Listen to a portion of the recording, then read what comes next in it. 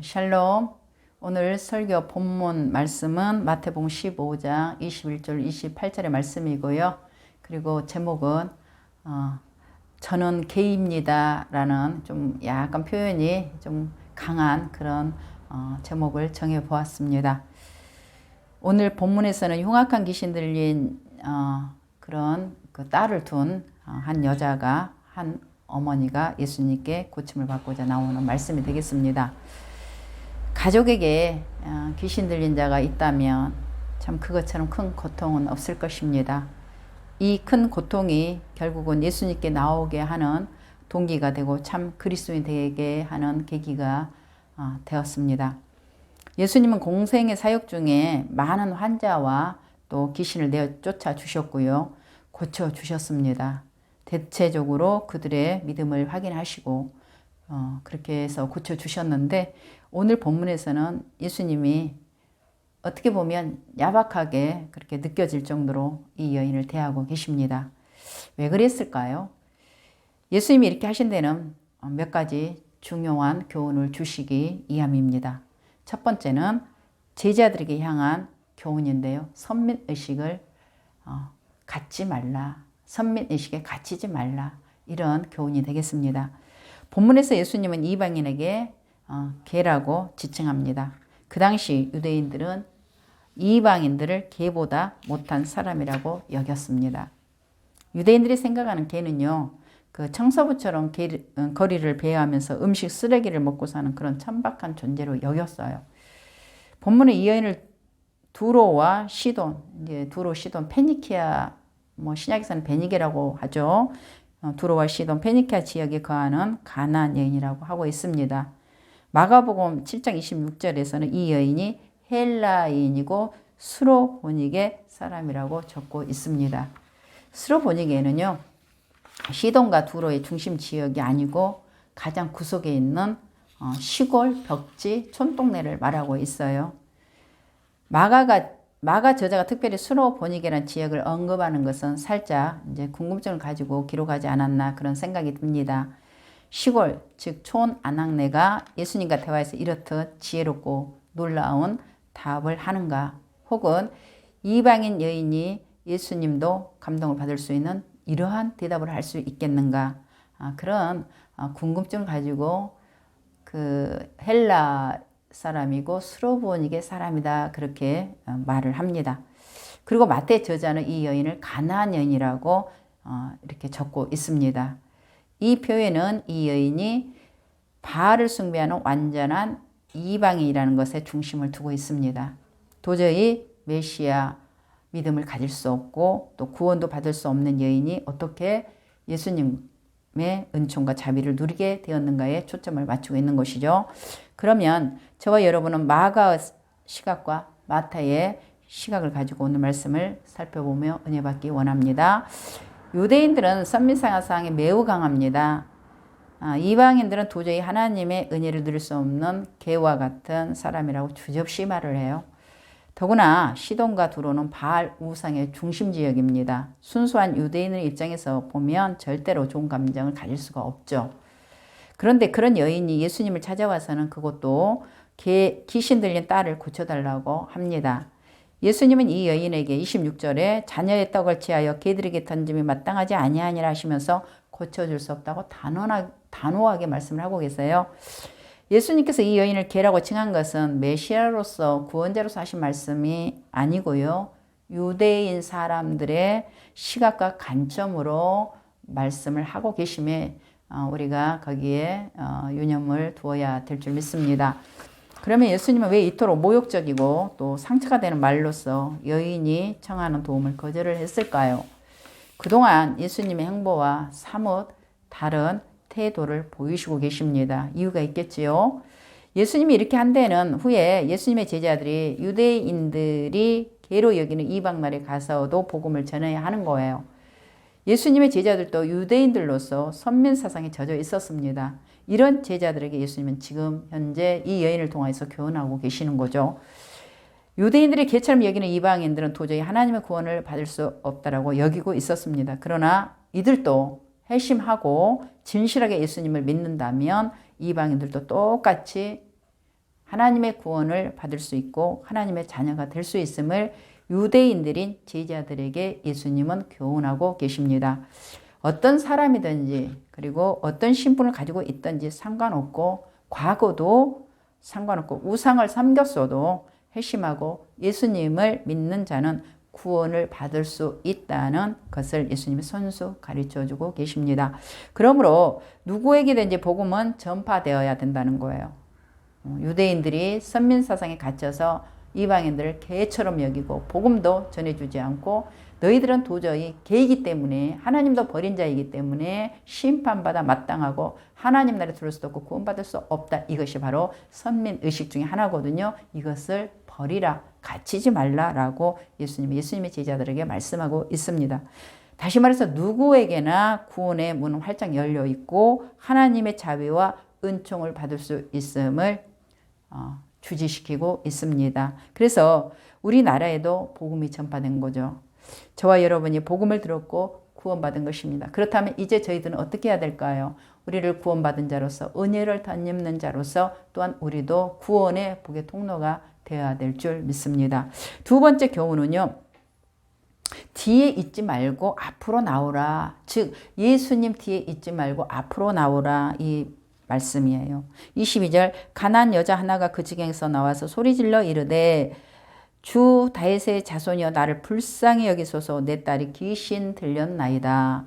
본문은 이 여인을 가난한 여인이라고 지금 말하고 있습니다. 즉 바알을 숭배하는 여인이라는 거죠.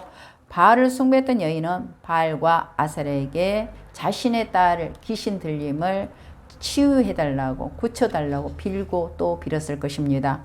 그 이외에도 딸을 고치기 위하여 본인이 할 수 있는 모든 방법을 동원했을 겁니다. 가산도 탕진했을 것이고 또 딸이 귀신에 걸렸으니 공동체에도 속하여 있지 못하고 이웃평판도 그다지 호의적이지 않았을 겁니다. 그러니까 몸도 마음도 많이 상해 있는 상태죠. 많이 지쳐 있었을 것입니다. 한 집안에 그 온전한 정신이 아닌 귀신 들린 자가 있다면 그 집안은 그 가족은 이루 말할 수 없이 피폐해지죠. 여인은 자신이 할 수 있는 모든 역량을 사용해 해결하고자 했을 것입니다. 그러나 아무것도 해결할 수 없었습니다. 그럼에도 여인은 도저히 포기할 수 없었습니다. 여인은 딸을 위해 무엇이라도 해야 했습니다. 딸을 너무나 사랑했기에 귀신에게 딸을 절대 내어줄 수 없었던 것입니다. 부모님이란 바로 이런 것입니다. 그런 가운데 이 여인은 한 소식을 듣게 되죠. 바로 예수님의 소식입니다. 예수님께서 귀신 들린 자를 치료해 주셨대. 그런 마음의 병을 앓고 있는 자를 치료해 주셨대. 육체의 병을 치료해 주셨대. 그러면 한가다 우리 딸도 그분에게 내가 나가면 그분께 간청하면 내가 그분을 믿으면 나의 딸을 치료해 주실까? 치료해 주실 거야. 이러한 믿음을 가지고 한가다 정말 작은 믿음을 가지고 그가 예수님한테 나왔을 것입니다. 그러나 이 여인은 그냥 그 정도의 소식이죠.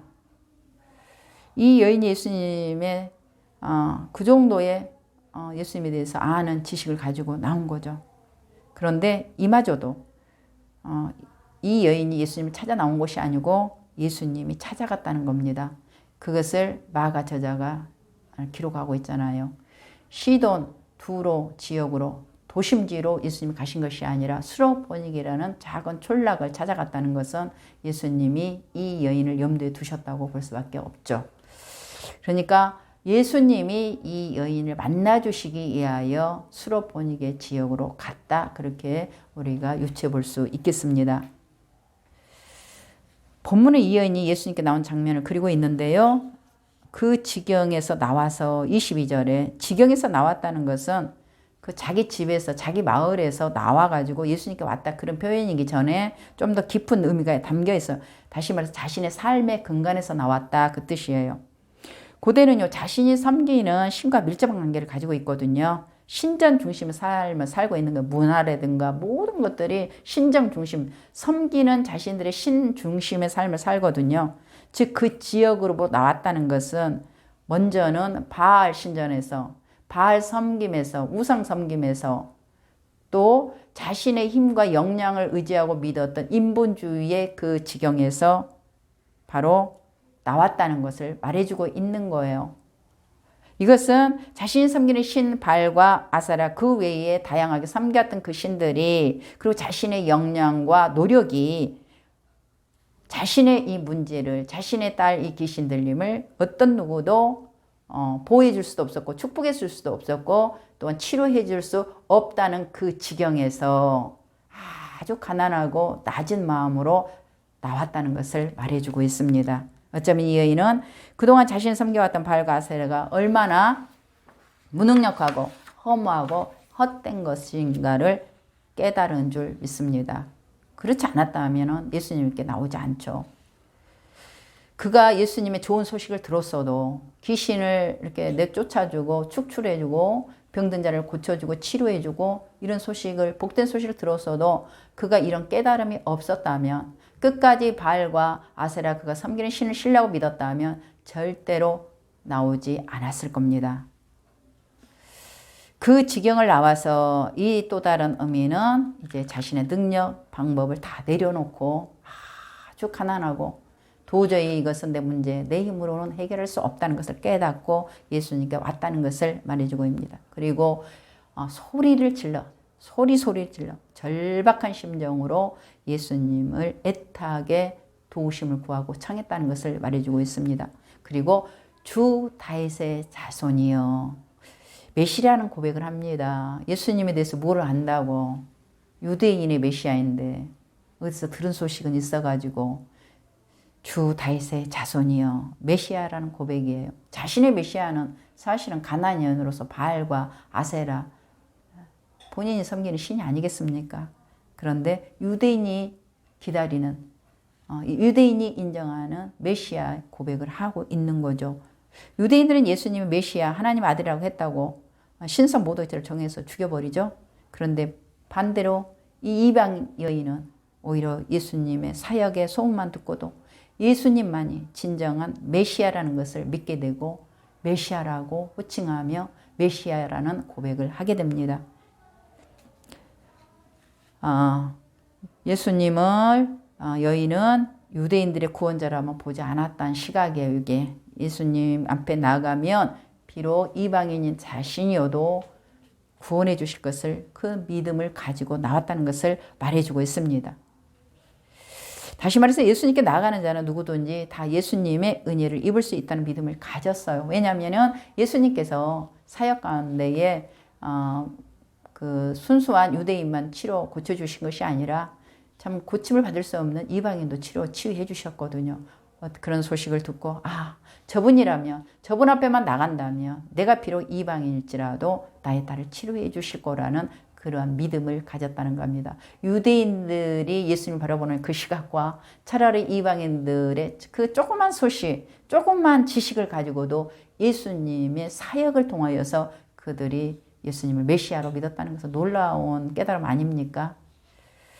그리고 불쌍히 여겨주셔서 하나님 앞에 나오는 자는요, 예수님 앞에 나오는 자는 먼저 자세가 기본적으로 긍휼, 자비, 은총, 하나님의 헤세드에 기대해야 되는 거예요. 나를 불쌍히 여겨주소서. 이 얘기는요, 저에게 은혜를, 은총을, 자비를 주시옵소서. 신의 은총을 구하는 거예요.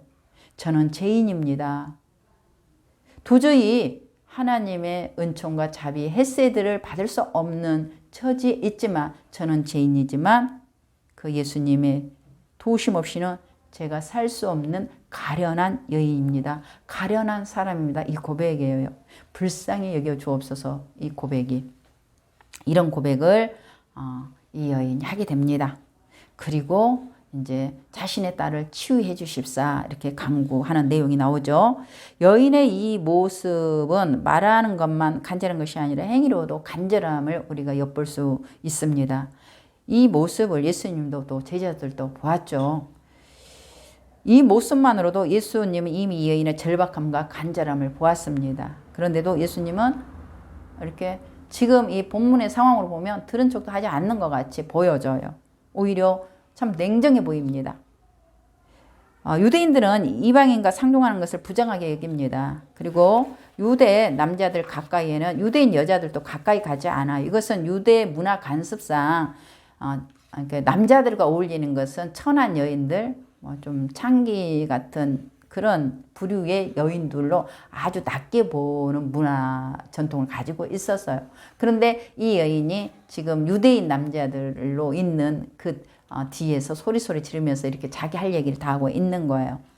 이것은 이 여인이 자신의 명예까지도 내려놓고 자신의 절박하고 간절함을 소리 질러가지고 도와주실 것을 청하고 있는 아주 적극적인 방법으로 부르짖는 모습을 보여주고 있죠.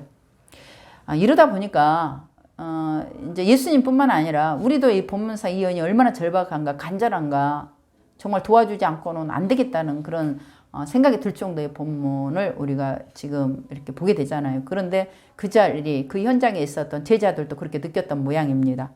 제자들이 오히려 나서가지고 예수님이 꼼짝도 하지 않고 도와주실 것 같지도 않고 그러니까 오히려 예수님께 부탁을 하는 거예요. 제자들이. 이 여인이 예수님이 이 문제를 해결해 주지 않으면 도저히 돌아갈 것 같지가 않은 거예요. 계속 귀찮게 하고 아주 시끄럽게 할 것 같이 느껴졌던 것 같아요. 그러니까 이 여인의 한마디를 하죠. 이 여인을 위해서 제자들이 나서가지고 24절 나는 이스라엘 집에 잃어버린 양에는 다른 데로 보내심을 받지 아니하도록. 그러니까 제자들이 좀 저 여인을 좀 기도를 저 여인의 그 간청함을 좀 들어주십시오. 그렇게 좀 얘기했더니 우리 예수님께서 좀 야박스럽게도 24절에 말씀을 하는 거예요. 나는 잃어버린 양 외에는 다른 데로 보내심을 받지 아니하노라 하시니 물론 이 말씀 예수님의 초림 때 사역지와 사역 대상이 이스라엘이라는 말씀입니다. 예수님은 부활하시기 전에는 이방 땅에 사는 이스라엘 사람들에게 가지 않으셨어요. 이방인 사역은 부활하신 후에 제자들의 몫으로 남겨두신 거거든요. 그러니까 맞는 말씀이에요. 그런데 찾아왔잖아요. 이 여인이. 예수님은 몇몇 이의 케이스를 빼고는 거의 예수님의 주력 사역은 이스라엘 유대인에게 복음을 전하는 것이기도 했어요. 그런데 왜 구태여 지금 찾아와가지고 막 메시아라고 부르고 호칭하고 다윗의 자손이요 이렇게 부르짖는 이 여인에게 우리 예수님은 구태여 나는 이스라엘의 집에 잃어버린 양에는 다른 데로 보내심을 받지 아니하였노라 하시니 이렇게 말씀을 하시는 걸까요? 이유가 있겠지요. 그것은 여인이 예수님에 대해 아는 소문은 다윗의 자손 요 정도에서 다시 말해서 인격적인 만남이 없었다는 거예요. 얼마든지 하나님 메시아 이렇게 부를 수 있어요. 그러나 예수님을 믿는다는 것은 예수님과 인격적인 관계, 그분의 말씀을 듣고 사모하고 그 말씀대로 살아내려고 하는 것이 인격적인 만남이거든요. 그러니까 이 여인이 아는 것으로는 안 된다는 거예요. 예수님을 경험하고 체험하지 않은 거예요. 그래서 인격적인 만남을 갖게 하시려고, 그래서 진짜 믿음을 주시려고 구원자 되시는 예수님에 대한 신앙 고백을 할 수 있도록, 다시 말해서 아직 이 여인은 예수님을 구주로 영접 안 했거든요. 그러니까 예수님을 구주로 영접하는 신앙 고백이 있을 수 있도록 다시 한번 초대를 하는 거예요. 그런데 방법이 좀 다른 사람들보다 조금 우리 예수님이 이 여인에 대해서는 강력한 표현을 쓰고 있는 거죠. 근데 이 여자의 성격, 또 어떤 개성 아니면 중심 어떤가를 좀 예수님이 좀 달아보시려고 하시지 않았나 그런 생각이 듭니다. 23절 예수는 한 말씀도 대답하지 아니하시니 제자들이 와서 청하여 말하되 그 여자가 우리 뒤에서 소리를 지르오니 그를 보내소서. 예수님의 뒤에서는 인격적인 만남이 아니죠. 예수님 앞에 나와야 되는 코람데오. 중심이 여호와 중심이 되어야 되는 거죠. 그 여자가 우리 뒤에서, 하나님의 백성은 뒤에 있는 것이 아닙니다. 그러니까 사단이 뒤에 있어야 되는 거예요. 왜냐면은, 우리 예수님께서 이제 메시아 사역을 할 때에, 이제 우리 예수님께서 돌아가실 것을 이제 제자들이 얘기했을 때에, 그 베드로가 막 성질을 화를 내면서 막 절대 그런 일 없다 그랬더니 사단아 물러가라, 내 뒤에 서라 이렇게 하잖아. 물러가라, 뒤로 가라 그러잖아요. 너는 나를 넘어지게 하는 자다. 그러니까 예수님의 뒤에 있는 자는 사단밖에 없어요. 불신자밖에 없어요. 우리가 예수님을 만나고 예수님의 인격적인 만남을 가지려면 예수님 앞에 있어야 되는, 말씀 앞에 있어야 되고 예배 앞에 있어야 되고 예수님 앞에서 기도를 해야 되는 거예요. 뒤에 있는 것이 아니라 앞에 있어야 되는 거죠. 예수님을 믿는 자는 뒤에 있는 것이 아니에요. 예수님을 구주로 영접하는 자는 가족입니다. 가족들은요 뒤에 있지 않아요. 앞에 있는 거죠. 뒤에 멀찌감치 서 있는 게 아니라는 겁니다. 저와 여러분은 예수님의 가족입니다. 그래서 늘 예수님 앞에 계시길 바랍니다. 앞에서 예배 드리길 바랍니다.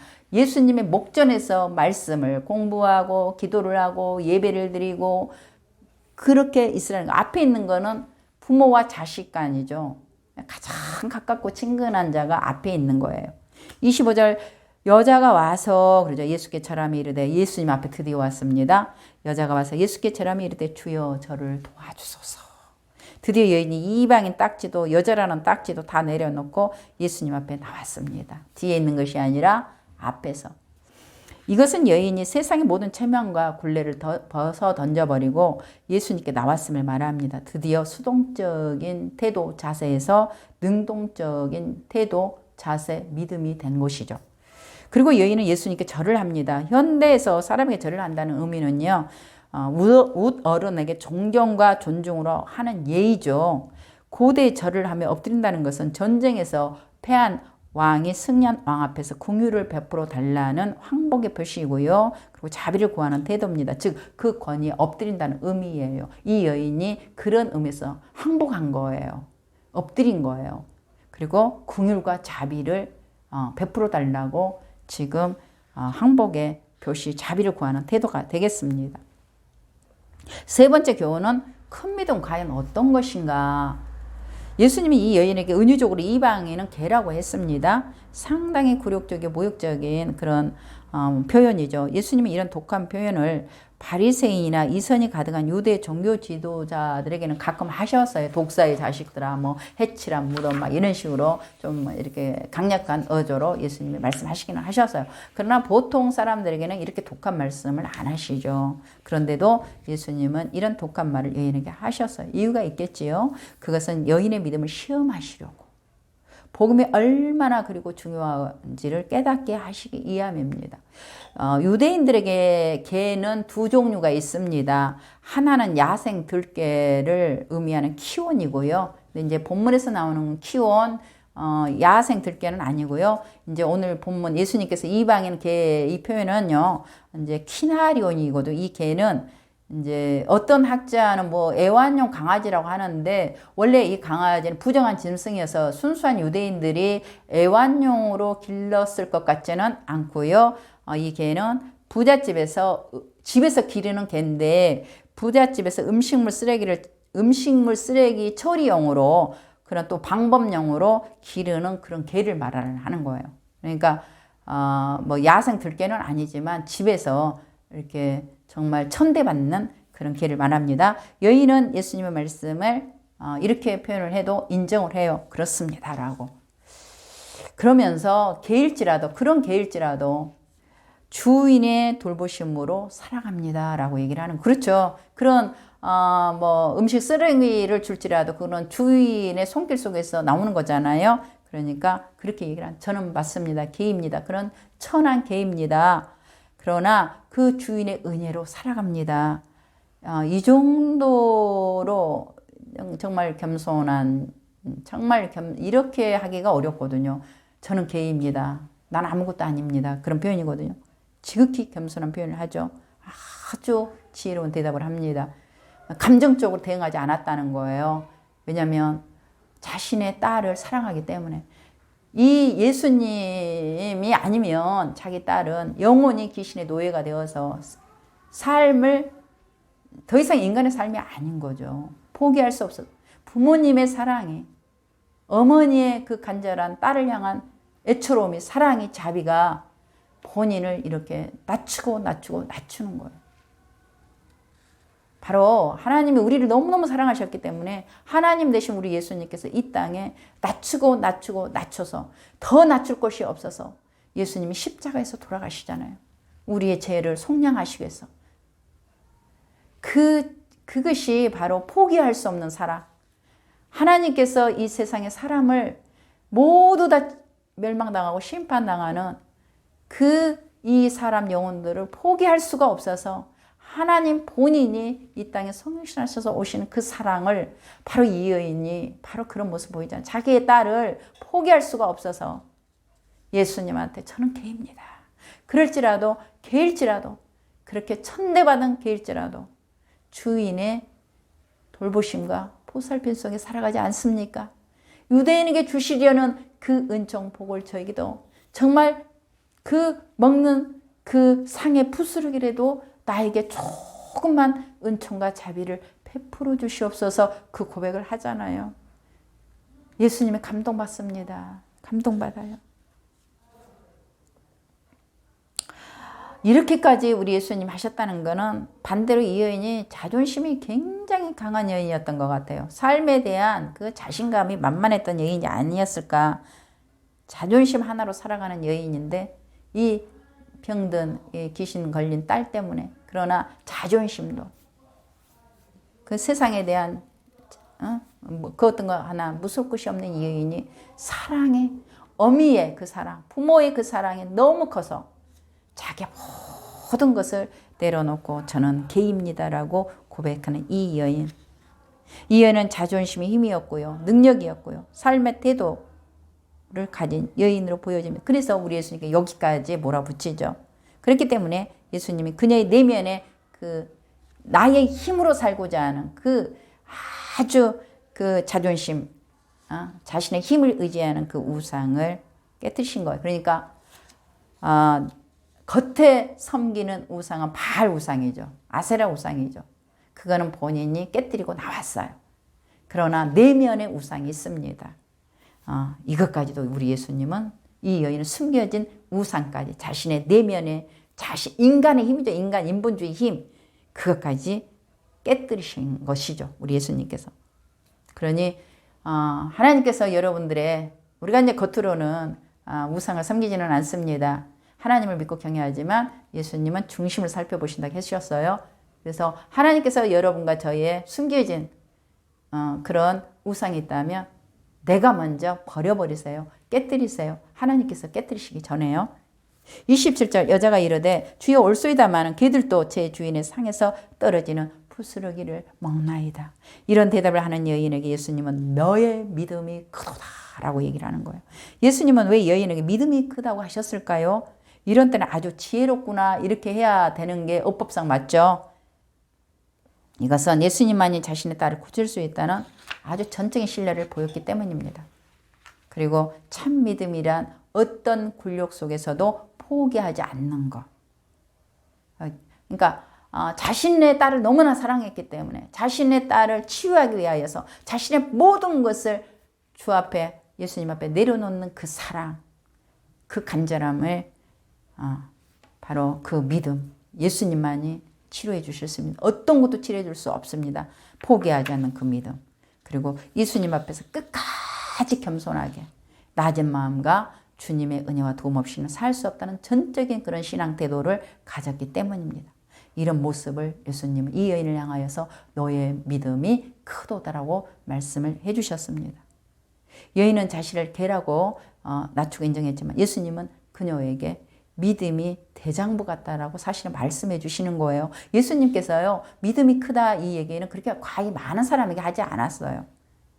다시 말해서 너의 믿음은 대장부처럼 크고 또 명예와 그런 권위로 예수님께서 이 여인을 높여주시죠. 예수님은 오늘도 저와 여러분에게서 큰 믿음 갖기를 촉구하고 계십니다.